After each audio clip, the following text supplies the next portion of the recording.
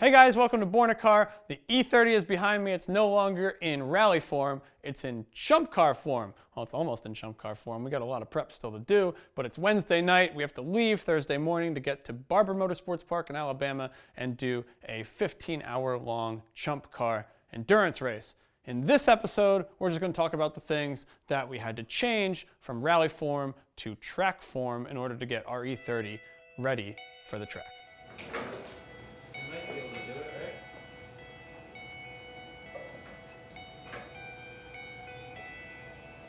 Be able to get to it from here. Welcome to North Jersey. Peaceful, isn't it?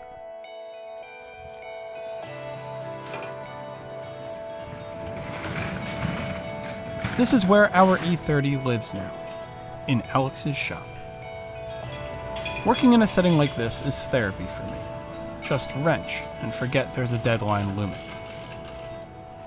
I prefer to work slowly, and in this case, that's not a good thing. So when Alex shows up, the music changes, and we motor. I'm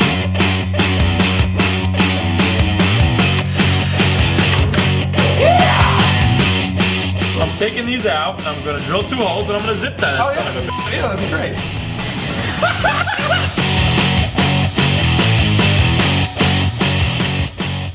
Alex and I have been prepping this car for the last month, converting it from a rally car to a track car. And we had a laundry list of things to do. In the after-drive with Spinelli, I explained our plan was to race the 10 hours of Sebring.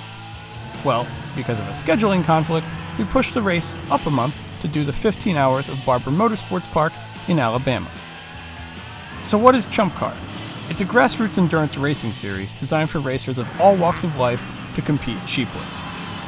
And even before we had a race car ready to go, we were already setting records, with the longest team name in Chump Motorsport history.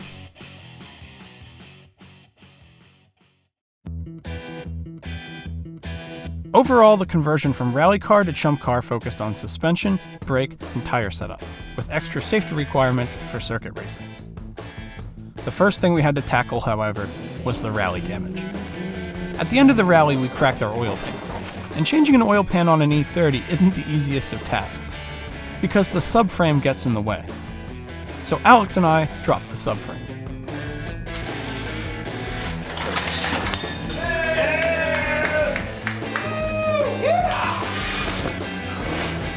And once the subframe was out of the way, I removed the cracked pan. Hey! The new pan bolted up easily. With the subframe out of the car, we were able to change the front struts easily. So I focused on replacing the suspension, and Alex got artsy. You rattle canned it. I did. I found some extra black spray paint up on the shelf, and I decided, it looked a little terrible. We didn't even sand it. No, I didn't even clean the dirt off of it. I pulled the old Bilstein suspension and IX springs out of the car from the rally. Woo! And replaced them with a Bilstein and H&R spring kit designed for the track and prepared by Turner Motorsports.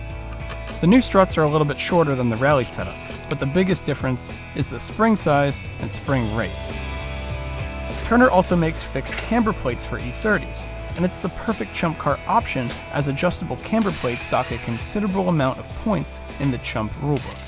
It was harder to figure out what we needed for the rally because building one of these cars for rally, you can either spend a boat ton of money building it for a rally car, or you kind of have to guess for a rally setup with this car. But for a track car, it's like you could buy everything under the sun for this thing. Yeah. So we bought the cheap end of everything under the sun. You could essentially, Turner makes it almost like it's a package deal. I mean, there's so many E30s in Chump car nowadays, you could just buy the fixed camber plates, all the struts and everything, and it's like a grab and go setup. It's kind of convenient to run an E30, which compared to other cars, you'd have to really play with setup. It's not just a buy and throw it all in. With the old stuff out of the car and the new stuff installed, I moved to refitting the front subframe. Alex was at work for this part, so I had to do it by myself.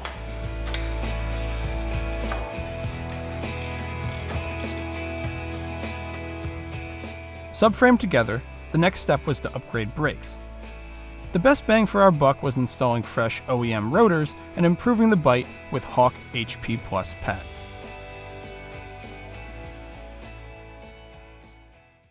suspension and brakes back in, I took a field trip to the parts store to get some hardware. Then I got creative with the cracked BBS front bumper that came with the car. We made it look a lot racier because we got orange bumpers. Duct tape special. Duct tape special.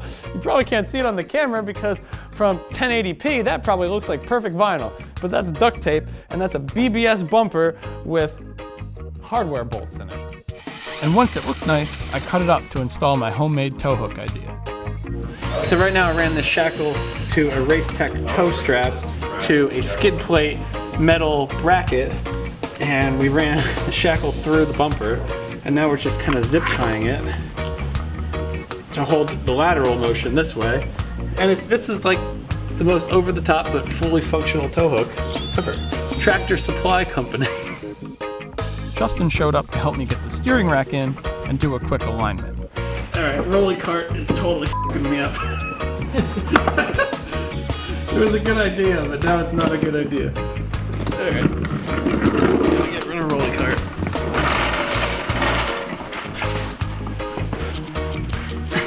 There we go.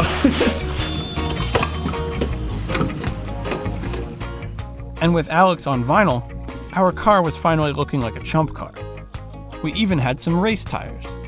So Nitto hooked us up with some tires. These are NTO5 like performance tires, and from what everybody tells me, they're damn good. We got them mounted on Alex's XXRs. With one night remaining, the checklist was thinner. I had a new slave cylinder to install, which would fix our gear selection problem we had in the rally. And Alex was working his magic in the wiring department. Chump car requires a battery cutoff switch, and Alex was getting fancy making up a harness, which he ran through a custom center console. Wow, look at that! See? That looks great! It's the kill switch, basically. It has to be able to shut the car off, which is what these posts are for. This is the main battery terminal. Then up here will be the kill switch. Right here will be the fuel pump, and right there will be the fire suppression system. And you made that look great. That's truck bed liner. It is truck bed liner. You made it match the rubber. At this point, we appeared on schedule. Wednesday night was coming to a close, and I finished installing the slave cylinder. All that was left on my checklist now was to bleed all the lines and pack the trailer. But when I went to loosen the bleeder screws, I found a major problem.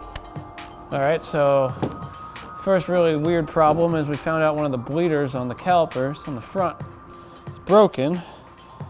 Didn't know that because we used stock brakes for the rally. A broken bleeder screw means we can't bleed the brakes, which means we have no brakes. That's the scariest part about all of this is little stupid things like this can cost us a huge setback when you're running to get to an event. I don't see any other way of doing this besides drilling it. And that is so properly seized in there.